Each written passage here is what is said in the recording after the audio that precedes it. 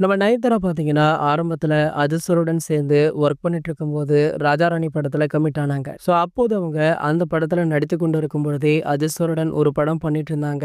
ஆகையால நம்ம அட்லி அவர்கள ஏகே அவர்களுக்கு அறிமுகம் செய்து வச்சிருக்காங்க. திரையுலகுல வந்தபோது ஸ்கூல் பையன் மாதிரி தான் இருந்தாரு நம்ம அட்லி அவர்கள். அவர பார்த்தா இயக்குனர் அப்படின்னு சொல்ல முடியாத அளவிற்கு சின்ன பையனாக இருந்திருக்காரு. இந்த நிலையில அட்லி அவர்கள நயன்தாரா அறிமுகம் செய்து வைத்தபோது, அவர பார்த்து "ஸ்கூல் முடிச்சிட்டீங்களா?" அப்படின்னு நம்ம ஏகே அவர்கள் கேட்டிருக்காரு. பார்க்க ஸ்கூல் ஸ்டூடண்ட் போன்று இருந்ததால அது சார் அப்படி கேட்டிருக்காரு. அவர் இடத்துல வேற யார் இருந்திருந்தாலுமே அந்த கேள்வியை தான் கேட்டிருப்பாங்க. பிற இயக்குனர்களை போன்று அட்லிக்குமே அஜித் சாரை வைத்து படம் இயக்க வேண்டும் அப்படின்றது ரொம்பவே ஆசை. அஜித் சாருக்காக ஸ்கிரிப்ட் எல்லாம் ரெடியாக வச்சிருக்காரு. அவர் மட்டும் சரின்னு ஒரு வார்த்தை சொன்னா படத்தை ஸ்டார்ட் பண்ணிடுவாரு. சோ ஏகே அவர்கள் பக்கம் கார் ரேஸ்ல ரொம்பவே பிஸியாக இருக்காரு. அட்லியோ அல்லு அர்ஜுனை வைத்து பெரும் பொருட்செலவுல ஒரு படத்தை டைரக்ஷன் பண்ணிட்டு இருக்காரு. ஆகையால ஏகே உடைய 65வது படத்தை அட்லி இயக்க வாய்ப்பு இருப்பதாக சொல்லப்படுது. காரணம் என்ன அப்படின்னு பாத்தீங்கன்னா, சமீபத்துல இவங்களுடைய சந்திப்பு நடைபெற்றுள்ளதா. சோ சந்திப்புல நம்ம அட்லி அவர்கள் அஜித் சார் கிட்ட ரொம்ப நேரம் பேசியதால கண்டிப்பாக